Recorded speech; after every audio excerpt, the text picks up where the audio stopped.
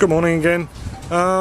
Just a quick update one this week. It's starting to drizzle, so try and be as quick as I can, just run through a few things. This compost tea, thought it was compost tea, well it's actually turned out to be the last of the worm cast, so I've done my dash with the worm cast until the next lot is done. Just show you over here, continuing to try and burn out chlorine before we use it on the plants, but not use a camera to move that.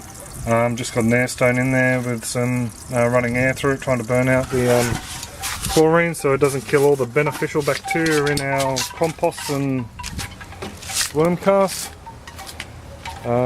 Strawberry wall's going on really well. That little fella's put roots in. He's just got little root buds, so I'll cut a slit and peg him out. This one's not really growing much, so I'll probably just put him in there. All the seedlings and bits and pieces. Kira's beans need a bit of a feed, but they've got fruit on and masses of flowers, so I'll give them some nitrogen. Parsley punnet. Down in here, a bit hard to see, but we have the kohlrabi shot, cabbage is shot, some white cauliflower. Is it? Yeah, I think it's all season cauliflower shot. So yeah, happy with that. Just an update on the different buckets. The 3 lots of tomatoes. That's the global bucket. That's the wicking bucket. And this one in the middle is the just plain old soil planted. Bianca filled them the other day. They both took roughly 30 seconds worth of water, so it appears that they're using roughly the same amount of water. Garlic's travelling along well. Oh, you have another garlic shoot. That means we've only had one fail. Kaffir lime's doing really well. Everything here is producing well. The zucchinis had a massive trim on the weekend. Just a bit of, actually not these ones had a bit of a trim. A bit of a powdery mildew outbreak. Carrots and the mangels are doing well. Flowers here are doing well. Sacred basil we put in over here, 2 of them. That one already has taken off. Kohlrabi and the peas are doing well. They're growing nicely. Just spotted some grubs. They're not doing too well. Poor grubs. Onions. It continues. I have 2 onions that have shot. So, oh dear. Such as garlic's going really well. We've got some elephant garlic up at last. So as soon as we get a few more little shoots, there's another one down here somewhere. Oh, he's turning green.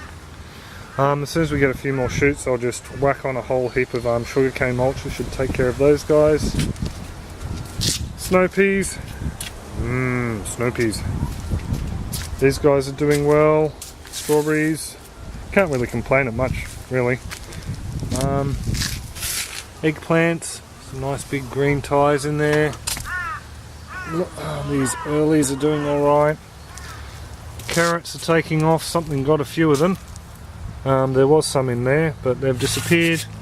This bed's due for a mulching. We'll just end up planting some of the lettuce we're sprouting in the punnets up there. That lettuce is due for a picking. No gooseberries have ripened off yet. Over here I planted in some broccoli seedlings. Just a punnet of 6. There was 2 that actually came up through seed. No more onions have shot along there either from the onion seed tape.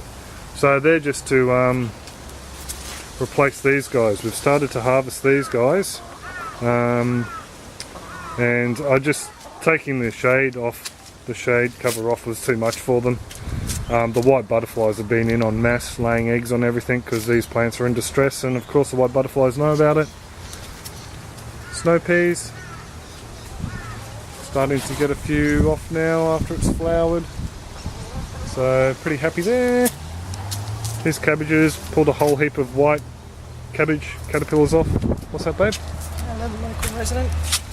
A little resident. Oh, I don't know if we'll see him. Might be too dark. If you get close enough, it might adjust. Nope, I can guarantee you. Oh, there you go. You can just see his white lip. Oh no, that's the shine on his head. Well, it's a white-lipped tree frog anyway. He's been in there for ages now. Native raspberry. With the raspberries and flowers. Oh, Beautiful flower. These guys, jalapenos, are getting red. Strange because the last ones we got were purple, so I don't know what's going on there. These beans need a few to be picked there. Pumpkins are doing really well. Here we go. Just want to show them the miracles of Thai spice. Don't know if you can see in there, but the galangal is fruiting. Only joking. That's a yellow pear that is feral, but the galangal's doing really well.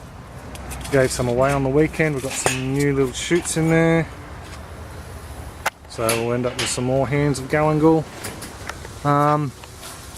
The ginger, just see if I can show you a flower, if there's any flowers out. No flowers out. This head's nearly dead. This head's only given a couple of flowers off, but yeah, anyway. We'll be harvesting them soon. I think they're going to start dying off. They're starting to go brown at the tip. Just thought I'd better take you back over and show you the fish. When we took the shade cloth off, we ended up getting a lot of algae growth in the tub. So it went very green and very murky very quickly with the extra sunlight. We bought some duckweed and put that in there, and some snails to use up the extra nutrient in the water. And we bought some snails to look after the algae. So if you move away, Maya, so you're not directly above it, the fishies may just come to the surface and feed. It's also starting to rain. Yes, it is starting to rain, spit. Anyway, if they come up, I'll insert a clip here of them feeding.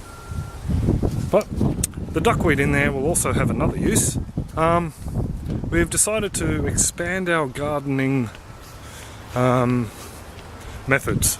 So we've decided that those fish are too small, and we are going to go into aquaponics, which is basically hydroponics using fish as your nutrient supply. The fish will live in these tanks here after they've been modified. For instance, this tank here will be cut to about that level there. The top will be flipped over and rested on top of this. Have some grow medium installed, like expanded clay pebbles.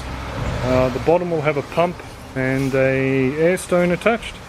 And the fish water and waste will run up through the grow bed and be filtered by worms and bacteria that live within the grow bed and the plant's roots, and then return down to the fishies in the bottom perfectly clear. Well, that's the theory anyway. We're going to be using jade perch, which is a native to the Barcoo River system here in Queensland, also called the Barcoo grunter. So they'll be going in there. That's something we're planning. They're omnivorous, so they eat herbaceous things like the duckweed, and so they'll also eat a protein meal fish food, which from research could be a bit hard to come by organically, but we're going to try with the local supplier, which I have read in a few forums they say is fairly healthy for the fish and organic. The other thing is the ever expanding worm farms. If I get the bath bee promises that we're going to use as an ice box for a little reception we're having here, we'll turn that into a worm farm and just continue to breed the worms as fast as we can with horse manure. Even if we end up with too much horse manure compost, we'll just give it away or sell it or whatever, and feed the worms to the fish. That'll make it cheaper. Is that the condition of having the reception in the backyard, a new worm farm? Yes, if we have our wedding reception here, I get a worm farm. That is the condition. Okay? Okay, sweet. So that's a quick roundup of anyway for the week. So much for the quick update, and I just showed you the neighbour's place, sorry. It's probably going to be a shocking edit because I've got to get in and do some other bits and pieces as well. But have a good one. Any comments, post below. Any complaints, post below. Any wedding gifts, please send it. No, just joking. So have a great one all, and take it easy. See ya.